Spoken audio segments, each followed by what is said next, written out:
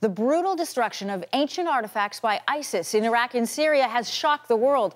It has also sparked a conversation about where invaluable pieces should be kept safe, in Western museums or in their countries of origin. Well, tonight, a candlelight vigil will be held outside the ROM to draw attention to the issue. Deana Sumanac-Johnson brings us both sides. Watching the videos of ISIS demolishing the ancient Iraqi cities of Nimrud and Hatra chips away at the heart of Baghdad-born Najib Ashur. When I see those things happening, it's just like there is no explanation. That like you feel very bad. Surviving pieces. This archaeologist, who has been to Iraq many times, has another word for it. We just don't even know where to begin there. It's cataclysmic. But how best to protect these sites is a question that's provoking some controversial answers.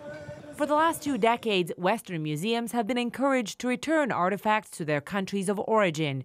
The so-called repatriation was seen as a way of correcting historical wrongs when colonizing powers plundered the artifacts of the countries they controlled.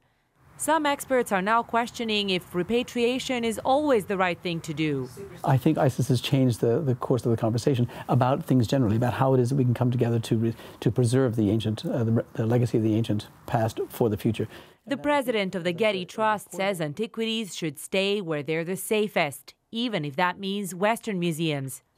I'm concerned about preserving the past for the future and sharing that with the world. It doesn't matter to me where these things are preserved if they're preserved for the world. But the Royal Ontario Museum's Clemens Reichel opposes this view on both ethical and pragmatic grounds. But I have to point out that no museum in the world is safe. World War II was a great example. You had artifacts from the Middle East, but also from other parts of the world, being brought to Europe, to Berlin in particular, and these museums were bombed in the war. The one thing most experts agree on is that the UN needs tougher penalties for crimes against antiquities, including a tribunal for those who take a hammer to history. Deana Sumanac-Johnson, CBC News, Toronto.